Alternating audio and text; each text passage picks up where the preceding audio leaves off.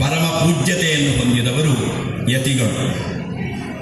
ಅವರು ನಮ್ಮ ಯಾವುದೋ ಜನ್ಮಾಂತರ್ಯದ ಸುಯೋಗದಿಂದ ದಾರಿಯಲ್ಲೋ ಬೇರೆ ಪ್ರದೇಶದಲ್ಲೋ ಸಿಕ್ಕಿದರೂ ಹಿಂದೆ ಮುಂದೆ ನೋಡದೆ ಸಾಷ್ಟಾಂಗ ಪ್ರಣತೆಯ ಮೂಲಕ ಅವರನ್ನು ಗೌರವಿಸಬೇಕು ಅನ್ನೋದು ಈ ದೇಶದ ಅಲಿಖಿತವಾದಂತಹ ನಿಯಮ.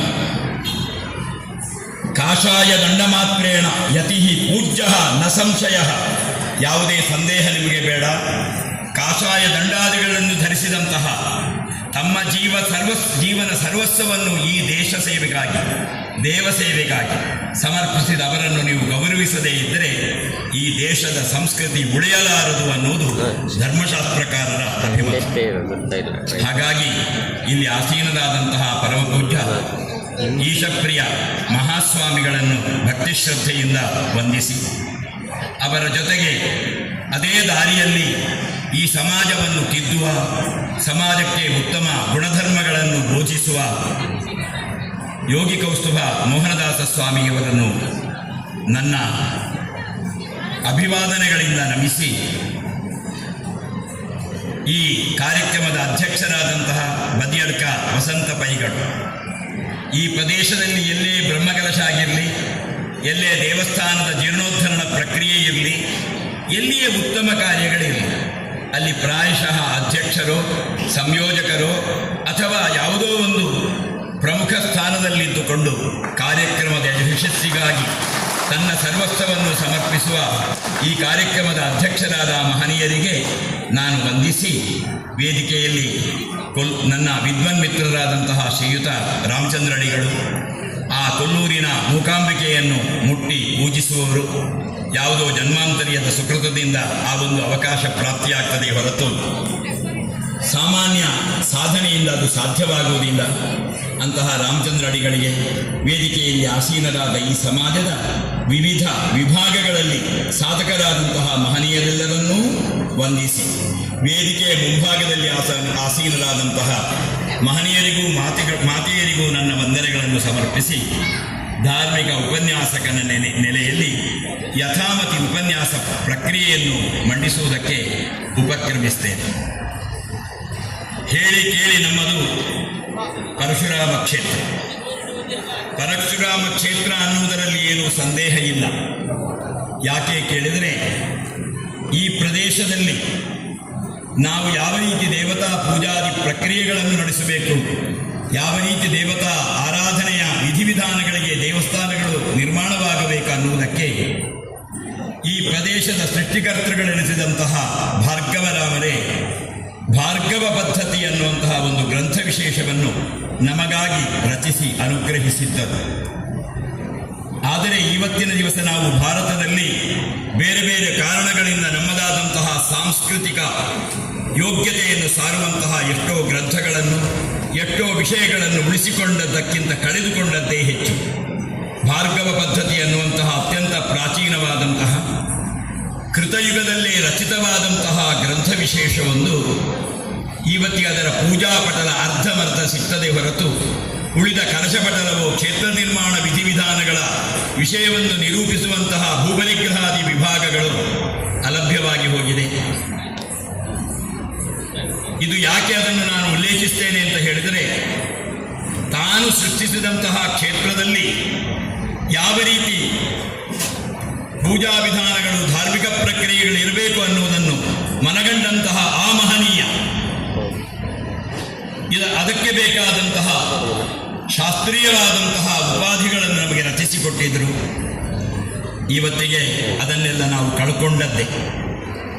ಆದರೆ ಪರಶುರಾಮರು ಸೃಷ್ಟಿಸಿದ ಈ ಮಹಾಕ್ಷೇತ್ರ ಏನಿದೆ, ಇದು ದೇವ ಸಾನ್ನಿಧ್ಯ ಭೂಯಿಷ್ಠವಾದದ್ದು. ಕೆಲವರು ಕೊಡಲಿಯನ್ನು ಎಸೆದರು ಅಂತ ಹೇಳ್ತಾರೆ. ಪ್ರಕೃತಿ ವಿನಾಶದ, ರಕ್ತಪಾತದ ಸಂಕೇತವಾದಂತಹ ಕೊಡಲಿ ಈ ನಮ್ಮ ಪರಶುರಾಮ ಕ್ಷೇತ್ರದ ನಿರ್ಮಾಣಕ್ಕೆ ಕಾರಣವಾದದ್ದಲ್ಲ ಅನ್ನೋದಕ್ಕೆ ಸಾಕಷ್ಟು ಪುರಾವೆಗಳು ಬೇರೆ ಬೇರೆ ಗ್ರಂಥಗಳಲ್ಲಿದೆ. ನ್ಯಸ್ಯಾಸ್ತ್ರಾಣಿ ಮಹೇಂದ್ರ ಭೂವೃದ್ಧಿದವ ತನ್ಮನ್ ಪುನರ್ಮಥಿತಾಂ. ತಾನು 21 ಬಾರಿ ಭೂಪ್ರದಕ್ಷಿಣೆಯನ್ನು ಮಾಡಿ ಕ್ಷತ್ರಿಯ ಸಂಹಾರದಿಂದ ತನ್ನ ಸ್ವಾಧೀನಕ್ಕೆ ಒದಗಿ ಬಂದಂತಹ ಭೂಪ್ರದೇಶವನ್ನು ಕಶ್ಯಪ ಪ್ರಜಾಪತಿಗಳಿಗೆ ಧಾರಾದತ್ತಪೂರ್ವಕವಾಗಿ ಪರಶುರಾಮರು ಸಮರ್ಪಿಸ್ತಾರೆ. ಈ ನಮ್ಮ ಪ್ರದೇಶದಲ್ಲಿ ಪ್ರಸಿದ್ಧವಾದಂತಹ ಸಖ್ಯ ಪರ್ವತ ಶ್ರೇಣಿಯಲ್ಲಿ ಮಹೇಂದ್ರ ಪರ್ವತವೆನ್ನುವಂತಹ ಪ್ರದೇಶದಲ್ಲಿ ತಪಶ್ಚರ್ಯೆಯಲ್ಲಿ ನಿರತರಾದಂತಹ ಅವರಿಗೆ ಮನಸ್ಸಿನೊಂದು ಸ್ಫುರಣೆಯಾಯಿತು. ನಾನು ಯಾವ ಭೂಭಾಗದಲ್ಲಿ ತಪಶ್ಚರ್ಯೆಯನ್ನು ಮಾಡ್ತಾ ಇದ್ದೇನೋ ಆ ಭೂಭಾಗ ಕಶ್ಯಪ ಪ್ರಜಾಪತಿಗಳಿಗೆ ನಾನು ಕೊಟ್ಟಾಗಿದೆ. ನಾನು ಕಶ್ಯಪ ಪ್ರಜಾಪತಿಗಳಿಗೆ ಆ ಭೂಭಾಗವನ್ನು ಕೊಟ್ಟದ್ದರಿಂದ ಈ ಭೂಮಿಗೆ ಕಾಶ್ಯಪಿ ಅನ್ನುವಂತಹ ಹೆಸರು ಬಂದಿದೆ. ಕಾಶ್ಯಪಿ ಅಂತ ಭೂಮಿಗೂ ಹೆಸರಿದೆ. ಭೂರ್ಭೂಮಿ ರಚಲಾನಂತ ಧರಾ ವಿಶ್ವಂಭರ ಸ್ಥಿರ ಧರಾ ಧರಿತ್ರಿ ಧರಣಿ ಕ್ಷೋಣಿಜ್ಯ ಕಾಶ್ಯಪಿ ಕ್ಷಿತಿ. ಇದು ಭೂಮಿಯ ಬೇರೆ ಬೇರೆ ಹೆಸರುಗಳು. ಅಮರಸಿಂಹ ಅಮರಕೋಶದಲ್ಲಿ ಇದನ್ನು ಉಲ್ಲೇಖಿಸ್ತಾರೆ. ಹಾಗಾಗಿ ನಾನು ದಾನ ಕೊಟ್ಟಂತಹ ಭೂಪ್ರದೇಶದಲ್ಲಿ ತಪಶ್ಚರ್ಯೆಯನ್ನು ಮಾಡಿದಿರೋದು ಅಪರಾಧವಾಗ್ತದೆ. ದತ್ತಾಪಹಾರ ಅನ್ನುವ ದೋಷ ನನ್ನನ್ನು ಕಾಡುತ್ತದೆ. ನನ್ನ ತಪಶ್ಚರ್ಯೆಗಾಗಿ ಒಂದು ಭೂಪ್ರದೇಶದ ಅಗತ್ಯ ಇದೆ ಅಂತ ಮನಗಂಡು ಅವರು ಸಮುದ್ರರಾಜನಲ್ಲಿ ಭೂಪ್ರದೇಶವನ್ನು ಯಾಚಿಸ್ತಾರೆ. ಸಮುದ್ರರಾಜ ಒಲ್ಲೆನೆಂದಾಗ ತಮ್ಮ ವೈಷ್ಣವಾಸ್ತ್ರಕ್ಕೆ ಧ್ಯಾತೇಶ್ವಾಸ ಧೃತ ಅನಲಾಸ್ತ್ರ ಚಕಿತಂ ಆಗ್ನೇಯಾಸ್ತ್ರವನ್ನು ಹೂಡಿ ನೀನು ಕೊಡದಿದ್ದರೆ ನಿನ್ನನ್ನು ಸುಟ್ಟು ಬಿಡುತ್ತೇನೆ ಅಂತ ತನ್ನದಾದಂತಹ ಆ ಪ್ರಭೆಯನ್ನು ಅವನ ಮುಂದೆ ಪ್ರದರ್ಶಿಸಿದಾಗ ಹೆದರಿದಂತಹ ಸಮುದ್ರ ರಾಜ, ನೀವು ಹೇಳಿದಷ್ಟು ಹಿಂದೆ ಸರಿಯುವುದಕ್ಕೆ ನಾನು ಸಿದ್ಧನಿದ್ದೇನೆ, ನಿಮಗೆಷ್ಟು ಜಾಗ ಬೇಕು ನೀವು ಸೂಚಿಸಬೇಕಲ್ವೇ ಅಂತ ವಿನಂತಿಸಿದಾಗ ಸಮುದ್ರರಾಜನ ಆ ಒಂದು ವಿನಂತಿಯನ್ನು ಮನ್ನಿಸಿ ಧ್ಯಾತೇಶ್ವಾಸ ಧೃತ ಅನಲಾಸ್ತ್ರ ಚಕಿತಂ ಸಿಂಧುಂ ಸ್ರುವಕ್ಷೇಪಣ, ನಾನು ಯಜ್ಞ ಮಾಡ್ತಾ ಇದ್ದಂತಹ ಯಜ್ಞಸ್ರುವವನ್ನು ಎಸೆಯುತ್ತೇನೆ, ಆ ಯಜ್ಞಸ್ರುವ ಎಲ್ಲಿ ಹೋಗಿ ಬೀಳ್ತದೋ ಅಲ್ಲಿವರೆಗೆ ನೀನು ಹಿಂದೆ ಸರಿಯಬೇಕು ಅಂತ ಸಮುದ್ರರಾಜನಿಗೆ ಆಜ್ಞೆ ಮಾಡ್ತಾರೆ. ಯಜ್ಞಸ್ರುವ ಅಂತ ಹೇಳಿದರೆ ದೇವತೆಗಳಿಗೆ ಯಜ್ಞದಲ್ಲಿ ಹವಿರ್ಭಾಗವನ್ನು ಸಮರ್ಪಿಸುವ ಸಟ್ಟುಗದಂತಹ ಒಂದು ಸಾಧನ. ಸುರುಕುಸ್ರುವ ಅಂತ ಯಜ್ಞದಲ್ಲಿ ಉಪಯೋಗಿಸಲ್ಪಡತಕ್ಕಂತಹ ವಸ್ತುದ್ವಯಗಳು. ಆ ಸ್ರುವವನ್ನು ಎಸೆದಾಗ ಆ ಸ್ರುವ ಹಿಂದೆ ಸರಿಯುತ್ತೆ, ಎಲ್ಲಿ ಹೋಗಿ ಬೀಳ್ತದೋ ಅಲ್ಲಿವರೆಗೆ ಸಮುದ್ರರಾಜ ಹಿಂದೆ ಸರಿತಾನೆ. ನೆಲಪ್ರದೇಶವಾಗಿ ಪರಿವರ್ತನೆಯಾಗ್ತದೆ. ಆಮೇಲೆ ಇಲ್ಲಿಯದಾದಂತಹ ಭೂಭಾಗದಲ್ಲಿ ಬೇರೆ ಬೇರೆ ರೀತಿಯ ಪ್ರಾಕೃತಿಕವಾದಂತಹ ವಿಕೋಪಗಳು ಸಂಭವಿಸದಂತೆ, ಸಮುದ್ರ ರಾಜ ಭೂಮಿಯನ್ನು ಆಕ್ರಮಿಸಿ ಮುಂದೆ ಬರದಂತೆ. ಒಂದು ಕಾಲದಲ್ಲಿ ಬೆಟ್ಟಗುಡ್ಡಗಳಿಗೆ ರೆಕ್ಕೆ ಇತ್ತು, ಅವುಗಳು ಸಂಚರಿಸಿ ಕೆಲವು ಭೂಪ್ರದೇಶವನ್ನು ಆಕ್ರಮಿಸಿಕೊಳ್ತಾ ಇದ್ದವು. ಆ ಕಾರಣದಿಂದ ಆ ಬೆಟ್ಟಗುಡ್ಡಗಳು ಆಕ್ರಮಿಸಿಕೊಳ್ಳಬಾರದು, ಪ್ರಕೃತಿ ಇದ್ದ ಹಾಗೆ ಇರಬೇಕು ಅಂತ ಹೇಳಿ 12 ಶಾಸ್ತ್ರಕ್ಷೇತ್ರಗಳನ್ನು, 12 ವಿಷ್ಣು ಕ್ಷೇತ್ರಗಳನ್ನು, 12 ಶಿವಕ್ಷೇತ್ರಗಳನ್ನು, 12 ದುರ್ಗಾಕ್ಷೇತ್ರಗಳನ್ನು ಅವರು ಪ್ರತಿಷ್ಠಿಸಿದರು ಅಂತ ಇತಿಹಾಸ ಹೇಳುತ್ತದೆ. ಅಂತಹ ಪರಶುರಾಮರು ನಮ್ಮ ಈ ಒಂದು ದೇವಸ್ಥಾನಗಳ ನಿರ್ಮಾಣಕ್ಕೆ ಭದ್ರವಾದಂತಹ ಶಾಸ್ತ್ರೀಯವಾದಂತಹ ಬುನಾದಿಯನ್ನು ಹಾಕಿಕೊಟ್ಟಾಗ ಆ ಗ್ರಂಥದ ಬಹುಭಾಗಗಳು ನಮ್ಮಲ್ಲಿ ಲಭ್ಯ ಇಲ್ಲದೇ ಇದ್ದಾಗ ತಂತ್ರಸಮುಚ್ಚಯವೆನ್ನುವಂತಹ ಒಂದು ವಿಶಿಷ್ಟವಾದಂತಹ ಗ್ರಂಥ ವಿದ್ವಾಂಸರಿಂದ ಯೋಜಿಸಲ್ಪಟ್ಟ ಪಾಂಚರಾತ್ರಾಗಮಾದಿಗಳ ಕೆಲವೊಂದು ವಿಶೇಷ ವಿಷಯಗಳು ಆ ಒಂದು ತಂತ್ರಸಮುಚ್ಚಯದಲ್ಲಿ ಸನ್ನಿಹಿತವಾಗಿರುವುದು ಅತ್ಯಂತ ಗಣನೀಯವಾದದ್ದು. ಯಾಕೆ ಕೇಳಿದರೆ ವಿಷ್ಣುದೇವರ ಅದು ಪಾಂಚರಾತ್ರವನ್ನು ಅನುಸರಿಸಿ ತಂತ್ರಸಮುಚ್ಚಯ ಹೊರಡಿದೆ ಅನ್ನೋದಕ್ಕೆ ವಿಷ್ಣು ಪೂಜೆಯಲ್ಲಿ, ದುರ್ಗಾ ಪೂಜೆಯಲ್ಲಿ ಆ ಪೂಜಾ ವಿಧಾನದಲ್ಲಿ ಅರ್ಘ್ಯ ಮೊದಲು, ಪಾದ್ಯ ನಂತರ.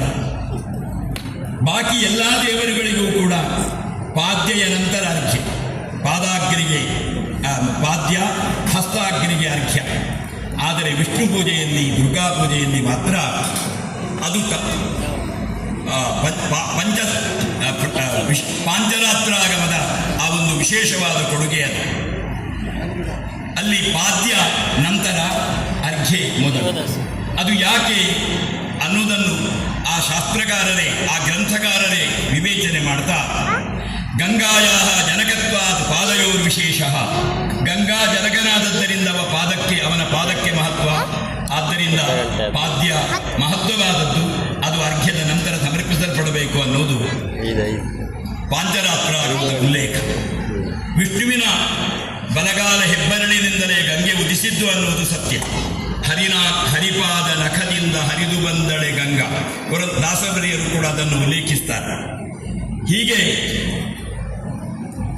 ತಂತ್ರಸಮುಚ್ಚಯವೆನ್ನುವಂತಹ ಗ್ರಂಥ ರಚಿತವಾಗಿ ಅದನ್ನು ಅನುಸರಿಸಿಕೊಂಡು ನಾವು ದೇವಸ್ಥಾನಗಳ ನಿರ್ಮಾಣ, ದೇವಸ್ಥಾನಗಳ ಪ್ರತಿಷ್ಠಾವಿಧಿ, ದೇವಸ್ಥಾನಗಳ ಆಚಾರ ವಿಚಾರಗಳನ್ನು ನಾವು ಇವತ್ತಿಗೆ ಹೊಂದಿಸಿಕೊಂಡಿದ್ದೇವೆ. ಯಾವುದೇ ವಿಷಯಗಳನ್ನು ಸಂಶಯಾತೀತವಾಗಿ ಅತ್ಯಂತ ಸರಳವಾಗಿ ಸೂತ್ರ ರೂಪದಿಂದ, ಸೂತ್ರ ಅಂತ ಹೇಳಿದರೆ ಅದು ಅಲ್ಪಾಕ್ಷರವಾಗಿರಬೇಕು, ಅರ್ಥವ್ಯಾಪ್ತಿಯಲ್ಲಿ ವಿಶೇಷತೆಯನ್ನು ಹೊಂದಿರಬೇಕು, ಅಸಂದಿಗ್ಧವಾಗಿರಬೇಕು. ಆ ರೂಪದಲ್ಲಿ ಆ ತಂತ್ರಸಮುಚ್ಚಯ ಅನ್ನುವ ಗ್ರಂಥ ಇವತ್ತಿಗೆ ನಮ್ಮೆಲ್ಲ ಈ ದೇವಸ್ಥಾನಗಳ ಪ್ರಕ್ರಿಯೆಯಲ್ಲಿ ಪ್ರಧಾನ ಗ್ರಂಥವಾಗಿ ರೂಪಿಸಲ್ಪಟ್ಟಿದೆ. ಹಾಗೆ ಅಂತ ಅದನ್ನು ಅನುಸರಿಸಿಕೊಂಡು ಬೇರೆ ಬೇರೆ ಆಗಮಗಳು ಕೂಡ ಬಂದಿವೆ. ವಿಜಯಾಗಮವೆನ್ನುವುದು ನಮ್ಮ ಕಟೀಲಿನಲ್ಲಿ, ಕೊಲ್ಲೂರಿನಲ್ಲಿ, ಅದೇ ರೀತಿಯಾಗಿ ಬಪ್ಪನಾಡಿನಂತಹ ಮಹಾಕ್ಷೇತ್ರಗಳಲ್ಲಿ ಇವತ್ತಿಗೆ ಆ ತಂತ್ರಸಮುಚ್ಚಯಕ್ಕೆ ಸಂವಾದಿಯಾದಂತಹ ಗ್ರಂಥವು ಕೂಡ ಆಚರಣೆಯಲ್ಲಿ ಪ್ರಧಾನವಾದಂತಹ ಸ್ಥಾನವನ್ನು ಹೊಂದಿದೆ. ಈ ರೀತಿಯಾಗಿ ತಂತ್ರಸಮುಚ್ಚಯ ಕಾರಣ ಒಂದು ಮಾತು, ಸುಸ್ತೋತ್ರ ದೇವ ಯದಿ ಸಂಪದೇ ಸ್ಯಾತ್.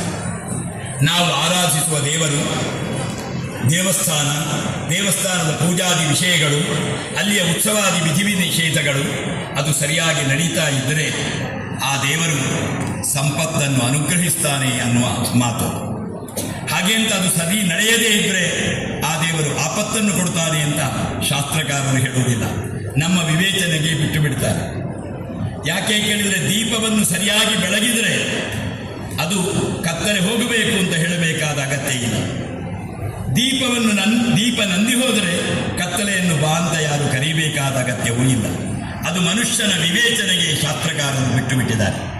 ಹಾಗಾಗಿ ಅತ್ಯಂತ ಪ್ರಾಚೀನವಾದಂತಹ ಈ ಒಂದು ಉದನೇಶ್ವರ, ಈ ಹೆಸರೇ ರೋಚಕವಾದದ್ದು. ಈ ಹೆಸರಿಗೆ ಒಂದು ಅರ್ಥವನ್ನು ಕಲ್ಪಿಸುವುದಕ್ಕೂ ನಮಗೆ ಬಹಳ ಆಲೋಚನೆಯನ್ನು ಮಾಡಬೇಕಾಗ್ತದೆ. ಇದು ಕನ್ನಡ ಶಬ್ದವೋ ಅಥವಾ ತುಳು ಶಬ್ದವೋ ಅಥವಾ ಮಲಯಾಳ ಶಬ್ದವೋ ಅನ್ನುವುದು ಕೂಡ ನಮಗೆ ಆಲೋಚನೆಗೆ ಬರದೇ ಇರತಕ್ಕಂತಹ, ಯಾವುದೇ ವ್ಯಾಕರಣದಲ್ಲೂ ವ್ಯಾಕರಣಶಾಸ್ತ್ರಕಾರರಿಗೂ ಆಲೋಚಿಸಬೇಕಾದಂತಹ ಒಂದು ಅರ್ಥವ್ಯಾಪ್ತಿಯ ಶಬ್ದ ಇಲ್ಲ. ಈಶ್ವರ ಅನ್ನುವ ಶಬ್ದಕ್ಕೆ ಶಿವ ಅನ್ನುವ ಹೆಸರಿನಿಂದ ನಾವು ಗುರುತಿಸೋಣ. ಉದನೇಶ್ವರ ಅನ್ನುವ ಅಭಿಧಾನದಿಂದ ದೇವರು ಇಲ್ಲಿ ಸನ್ನಿಹಿತನಾಗಿ ಬಹಳಷ್ಟು ಪ್ರಾಚೀನವಾದಂತಹ ಶಿವಾಲಯಗಳ ಆ ಒಂದು ಪಂಕ್ತಿಯಲ್ಲಿ ಉದನೇಶ್ವರ ದೇವಾಲಯವು ಉಲ್ಲೇಖಿಸಲ್ಪಟ್ಟಿದೆ.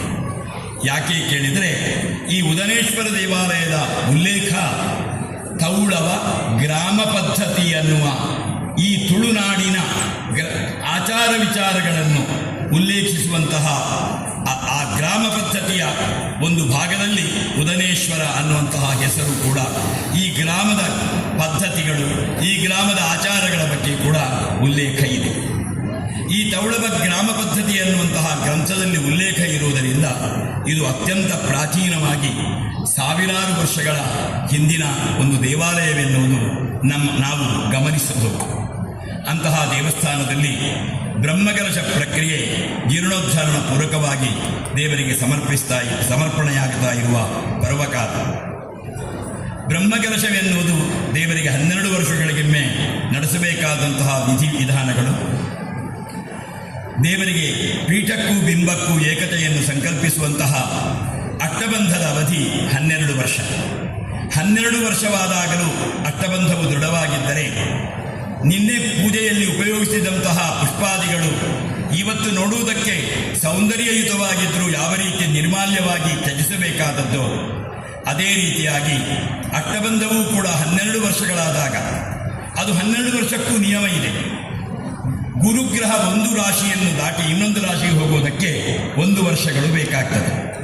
ಹಾಗಾಗಿ ಮಿಥುನ ರಾಶಿಯಲ್ಲಿ ಗುರುಗ್ರಹನ ಸ್ಥಿತಿ ಇರುವಾಗ ಇಲ್ಲಿ ಬ್ರಹ್ಮಕಲಶ ನಡೆಸಲ್ಪಟ್ಟರೆ 12 ವರ್ಷಗಳ ನಂತರ ಪುನಃ ಮಿಥುನ ರಾಶಿಯನ್ನು ಗುರು ಪ್ರವೇಶಿಸಿ ಆ ಮಿಥುನ ರಾಶಿಯ ಸಂಚಾರಕಾಲದಲ್ಲೇ ಪುನಃ ಬ್ರಹ್ಮಕಲಶವನ್ನು ನಡೆಸಬೇಕು ಅನ್ನೋದು ಶಾಸ್ತ್ರಕಾರರ ಅಭಿಮತ. ಹಾಗಾಗಿ ಅಷ್ಟಬಂಧ ದೃಢವಾಗಿದ್ದರೂ ಕೂಡ ನಿರ್ಮಾಲ್ಯ ಬುದ್ಧಿಯ ವಿಸರ್ಜ ಅದನ್ನು ನಾವು ಬಿಂಬದಿಂದ ಬೇರ್ಪಡಿಸಿ ಪುನಃ ಪೀಠಕ್ಕೂ ಬಿಂಬಕ್ಕೂ ಪ್ರಕೃತಿ ರೂಪವಾದಂತಹ ಪೀಠಕ್ಕೂ ಪುರುಷಾತ್ಮಕವಾದಂತಹ ಬಿಂಬಕ್ಕೂ ಏಕತೆಯನ್ನು ಕಲ್ಪಿಸುವ ಅಷ್ಟಬಂಧವನ್ನು ಲೇಪಿಸಿ ದೇವರಿಗೆ ಬ್ರಹ್ಮಕುಂಭಾಭಿಷೇಕವನ್ನು ನಡೆಸಬೇಕು ಅನ್ನೋದು ಶಾಸ್ತ್ರಕಾರರ ವಿಧಿ. ಇನ್ನು ಇದಕ್ಕೆ ಬ್ರಹ್ಮಕಲಶ ಅಂತ ಹೆಸರು. ವಿಷ್ಣುಕಲಶ, ಶಿವಕಲಶ, ದುರ್ಗಾಕಲಶ ಅಂತ ಇಲ್ಲ. ಎಲ್ಲ ದೇವರಿಗೂ ಬ್ರಹ್ಮಕಲಶವೇ. ಹಾಗಿದ್ರೆ ಈ ಬ್ರಹ್ಮ ಅನ್ನುವ ಶಬ್ದಕ್ಕೆ ಏನರ್ಥ?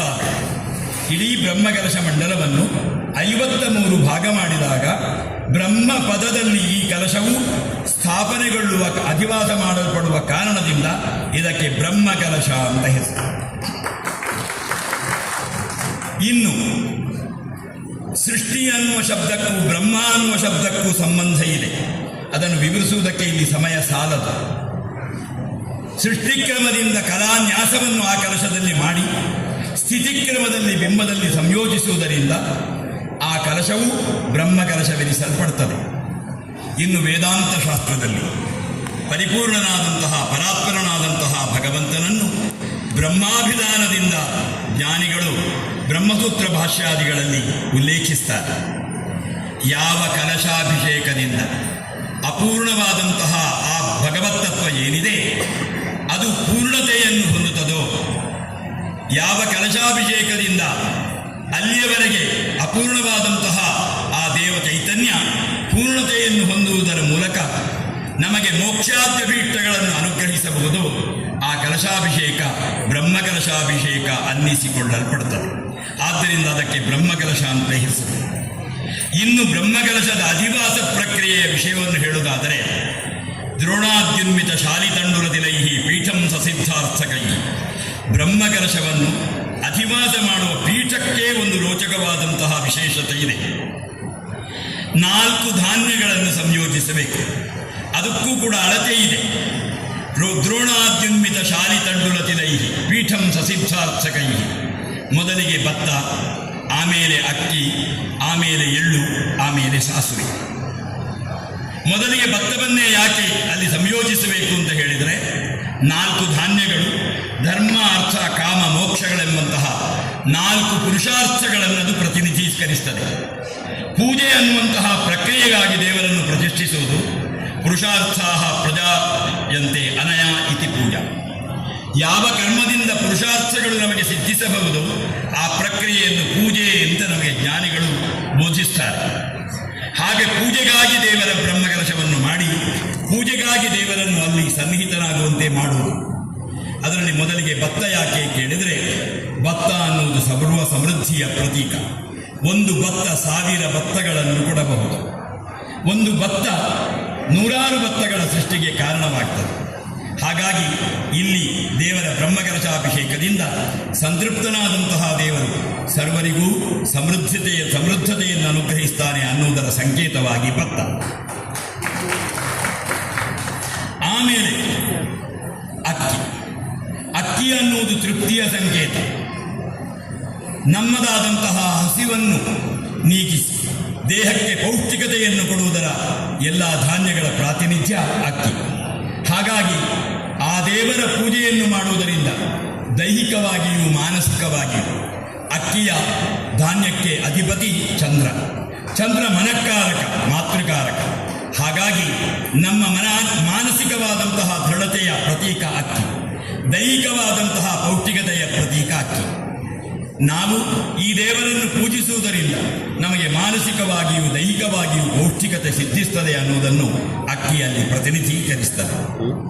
ಪ್ರತಿಯೊಬ್ಬ ಮನುಷ್ಯನು ಜೀವನದಲ್ಲಿ ಮಾತೃಗರ್ಭದಿಂದ ಹೊರಬರುವಾಗ 3 ವಿಧವಾದ ಋಣಗಳು ಅವನನ್ನು ಬಾಧಿಸ್ತದೆ. ದೇವಋಣ, ಪಿತೃಋಣ, ಋಷಿಋಣ.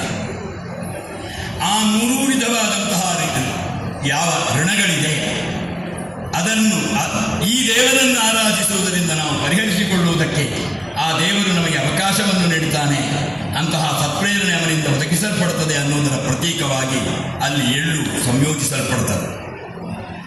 ಪಿತೃದೇವತೆಗಳಿಗೂ ನಾವು ತಿಲವನ್ನು ಸರಿಯಾದ ರೀತಿಯಲ್ಲಿ ಕೈಯಲ್ಲಿ ಧರಿಸಿ ತರ್ಪಣ ಕೊಡುವುದು ಋಣ ಪರಿಹಾರಕ್ಕಾಗಿ.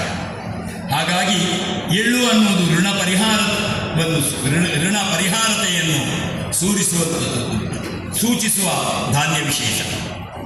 ಆಮೇಲೆ ಸಾಸುವೆ ಅನ್ನುವುದು ರಕ್ಷಾ ಪ್ರಕ್ರಿಯೆಯ ಪ್ರತೀಕ. ಯಾವುದೇ ದೇವರನ್ನು ಆರಾಧಿಸಿದರೂ ಆ ದೇವರ ಆರಾಧನೆಯಿಂದ ದೇಶವು ಆ ದೇಶದ ಪ್ರಜೆಗಳೂ ಸುರಕ್ಷಿತವಾಗಿರಬೇಕು ಅನ್ನುವುದನ್ನು ಅಲ್ಲಿ ಸಾಸುವೆ ಪ್ರತಿನಿಧೀಕರಿಸ್ತದೆ. ಈ ರೀತಿಯಾಗಿ 4 ಧಾನ್ಯಗಳನ್ನು ಸರಿಯಾದ ರೀತಿಯಲ್ಲಿ ಸಂಯೋಜಿಸಿ ಪೀಠದ ಆ ರಚನೆಯನ್ನು ಮಾಡಿ ಅದರ ಮೇಲೆ ಬ್ರಹ್ಮಕಲಶ ಅನ್ನುವ ಆ ವಿಶಿಷ್ಟವಾದಂತಹ ವಿಧಿಯಿಂದ ಕಲಶ ಅಧಿವಾಸ ಮಾಡಲ್ಪಡುತ್ತದೆ. ಅಲ್ಲಿ ಕಲಶ ಪಾತ್ರ ಏನಿದೆ ಅದು ತಂಬಿಗೆ, ಬೆಳ್ಳಿಯದ್ದು, ಚಿನ್ನದ್ದು, ತಾಮ್ರದ್ದು ಅನ್ನುವುದಲ್ಲ. ಅದು ನಮ್ಮ ದೇಹವನ್ನು ವ್ಯಾಪಿಸಿಕೊಂಡಂತಹ ಅಸ್ಥಿಯ ಸಂಕೇತವಾಗಿರ್ತದೆ. ಅದಕ್ಕೆ 72 ಆವರ್ತನೆಯಲ್ಲಿ ಸರಿಯಾಗಿ ಸೂತ್ರವೇಷ್ಟನೆಯನ್ನು ನೂಲನ್ನು ಸುತ್ತಿರ್ತಾರೆ ಕಲಾತ್ಮಕವಾಗಿ. ಅದು ನಮ್ಮ ದೇಹದಲ್ಲಿರತಕ್ಕಂತಹ 72,000 ನಾಡಿಗಳ ಪ್ರತೀಕ. ಅಷ್ಟಗಂಧಪೂರಿತವಾದಂತಹ ಜಲ ಆ ಕಲಶದೊಳಗೆ ನಿಕ್ಷೇಪಿಸಲ್ಪಡ್ತದೆ ವರುಣಮಂತ್ರದಿಂದ. ನಮ್ಮ ದೇಹದಲ್ಲಿ ನಿರಂತರವಾಗಿ ರಕ್ತಧಾರೆ ಯಾವ ರೀತಿ ಪ್ರವಹಿಸ್ತಾ ಇರುತ್ತದೋ ಅದರ ಪ್ರತೀಕವಾಗಿ ಆ ಅಷ್ಟಗಂಧಪೂರಿತವಾದ ಜಲ. ಶಿರೋಭಾಗದಿಂದ ಕಾಲಿನವರೆಗೆ ಚರ್ಮ ವ್ಯಾಪಿಸಿರ್ತದೆ. ಸರಿಯಾದ ರೀತಿಯಲ್ಲಿ ಕಲಶಕ್ಕೆ ಸಂಯೋಜಿಸಿದಂತಹ ರೇಷ್ಮೆಯ ದುಕೂಲ ಏನಿದೆ, ರೇಷ್ಮೆಯ ಪಟ್ಟೆ ಏನಿದೆ, ಅದು ನಮ್ಮ ದೇಹವನ್ನು ವ್ಯಾಪಿಸಿಕೊಂಡಂತಹ ಚರ್ಮದ ಪ್ರತೀಕ.